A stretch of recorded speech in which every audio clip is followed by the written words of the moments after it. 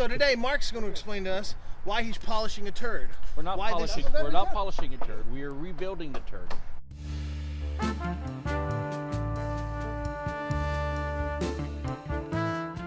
We are more than polishing because we literally tore off the whole back of the house. That's the what is that? What company was that? Oh, the front fell off. That shit. You've never seen that? The back skit? fell The off. skit fell off. The back fell off. Well, the porch was so rotted in that there was a hole in the roof, so we're reframing that. Okay, so tell us the story because this is it. I have no story. So we bought these two houses. That's no story. No story. No Buys story. two houses, rebuilds them from scratch. No story. Buys two houses sight unseen, which is why we are now rebuilding them from scratch, because these were built in the 1930s. There wasn't really a lot that was salvageable. I mean, we got some of the bones, but you know, we reframed this entire house. So we're going to have to rewire, replumb, new heat and air, new windows, new installation, mostly new framing. I think there's like 5 existing walls. Let's see, there's 1, 2, 8. Okay, I'm getting Frankenstein vibes here. Frankenstein On the table, trying to bring this thing back to life. And back to life means, in this terms, financially back to life. So tell me the story. So we bought it for 26. We bought both houses for 26.5 each. We're gonna spend Sight unseen. sight unseen. Like checklist item number 1. Go look at it. Look at the house. Nah, you save time if you just. I don't recommend this for anybody, but Granted, it saves time. For investors, numbers come first, but at least have somebody look at the house. Somebody looked at it, and I drove by it. The guy that sold it to you. Yes. No. Yes, we did. So we bought these houses, sight unseen, 26.5 each. We're going to spend roughly $80,000. So we're going to be in them between 100 and 110. They should, now, because we're adding the square footage to the back of the house and adding a nice master suite, we're making the house bigger, we're improving the value, so we're forcing appreciation. When I say appreciation, so you have natural appreciation where the value of your property gradually increases as time goes by. You have forced appreciation where you come in and then you do a remodel and you add value to it. So we're forcing the appreciation by turning it into a 3-bedroom, 2-bath, adding 100 or so, 150 square feet to the back of it. So you're standing here in the living room now. We have bedroom number 1, closet number here, come out, all bathroom, have your tub, toilet and vanity, and you come down the hallway. So living area, kitchen, hallway, this bedroom, although that closet's in the wrong place, so we're going to shift that around. You come down the hallway.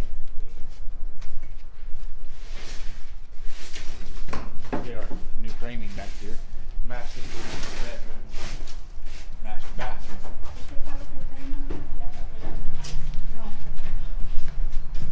So I have vanity, toilet, shower, closet. That will be utility room, so hot water tank, washer, dryer, and there's the back door. So you can see where we just tied into the existing. You'll take another look on the outside how we tied into the existing roof line and just extended it back. I don't know.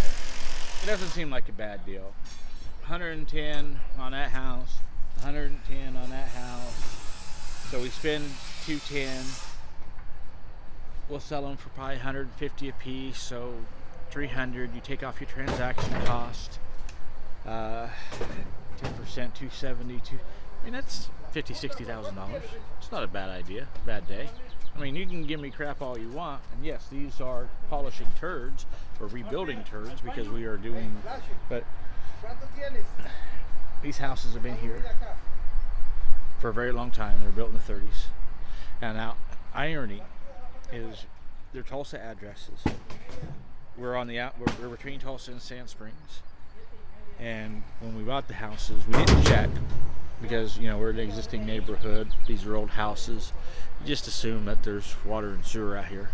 Turns out we're actually outside of city limits. Like, we're in a weird pocket that's not the city. We do have water service, but there's no sewer service out here.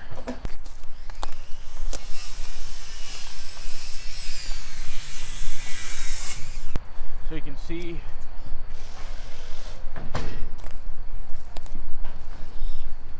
we're tied in. We'll deck it, and then we'll put a new roof on it.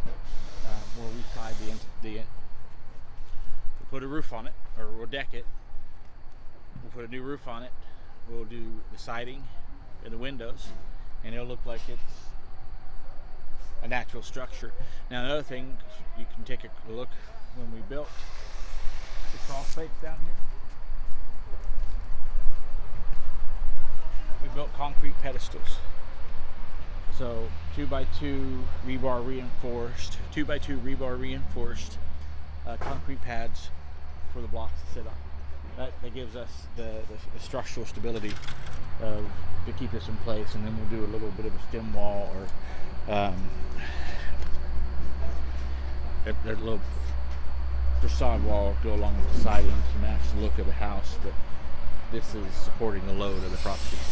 We get lots of surprises or lots of bonuses when we buy properties, and you get all the random kind of stuff. In this case, we got 2 houses and a World War II. It looks like it was built in the late 30s, early 40s. It's a shop. It's a pretty interesting structure. Old World War II style. You did have power room.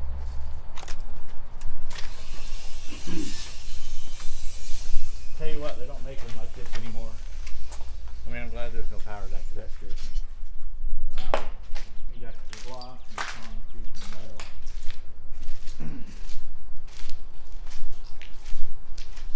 I don't know how salvageable this building is, but I really hate to tear it down. It's really cool. I mean, you don't see stuff like this too often. Although, I mean, I guess it's a nice little shop. Indoor basketball goal. That's exciting. I don't know how much I would trust that loft for storage. Now, here the question becomes is, if you're going to sell this property, especially if somebody is going to be like a FHA home conventional buyer, we got to do something with this. Like, it's either got to be gone or it's got to be functional. Either one of those options cost money. I imagine it'd take a few thousand, $2,000 to $4,000 to tear this thing down and get it and haul it out of here. I don't know what it would cost to make it usable. I mean, I don't want to add power. I guess we just seal it up and it's a detached garage. That shouldn't be too bad. Just patch some metal, fill in some more windows. Oh no, I mean, we'll see what happens, because I have really no idea what to do with this building.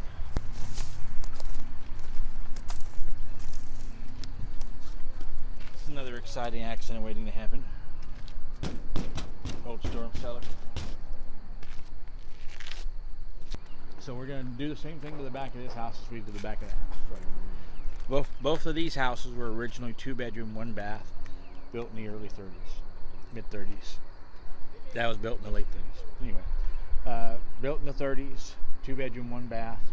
That one was 1,000-ish square feet. This one was about 900 square feet. Anyhow, so we're adding the back. It looks to be about 300 square feet. That's not right. It's 10 feet. That's almost 200 square feet. So we're adding the back, the master bedroom, bathroom. So we're making them both 3-2. Of course, there's no garage. You got that thing. Does that count as a garage? 3-bedroom, 2-bath house is going to be about 1,200 square feet apiece. So we're able to take the original value. So we bought these thinking that they're worth about 100 a quarter. We bought them for 26. We're going to put about 60 in them. Be in them for 80, 90, sell them for 120, and you make our margin.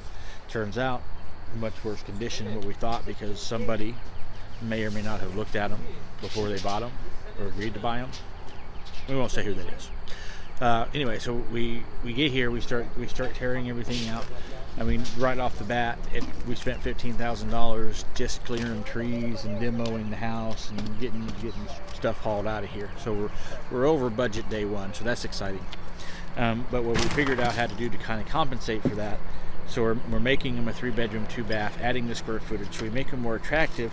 So we're increasing the value to closer to 150. So, you know, we're spending that extra $20,000 on remodel. We're going $20,000, $25,000. We're going to spend an extra $25,000 on each house on the remodel than what was originally estimated. However, we're going to recover a good portion of that by increasing the list price when we sell them, and also getting more rents because we're adding that bedroom and that bathroom. We have closing costs for about $55,000 for the 2 houses that are sitting on an acre of land.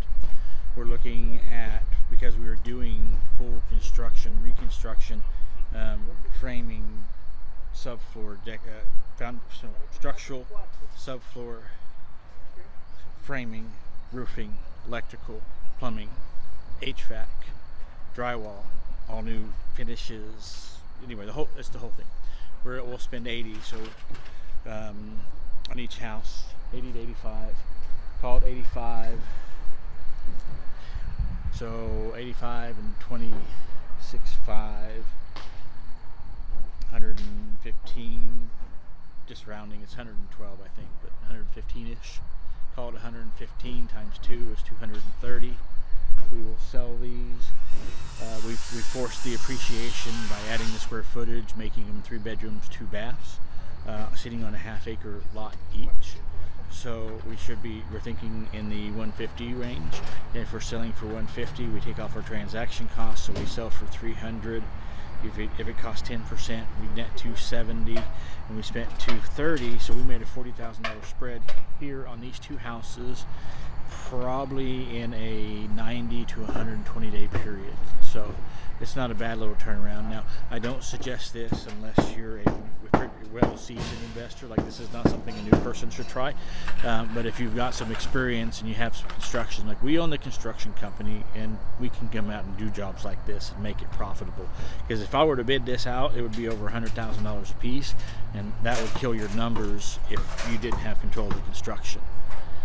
Also, one other, just in summary, check the city limits and the utility maps. I mean, even though that we're sitting in town with other houses around, and you would think that everything that you need is here, and coming from a guy who's bought hundreds and hundreds of houses, and this has only happened a handful of times, but when it does, it can be costly, because now we got to put in 2 brand new septic systems.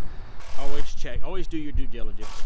Make sure everything that you need is to the property. If you need water, gas, electric, make sure you check the city limits. If you know your permitting agency, because we thought we were in the city of Tulsa, turns out we're in Tulsa County, so we have a different set of guidelines and different people to report to.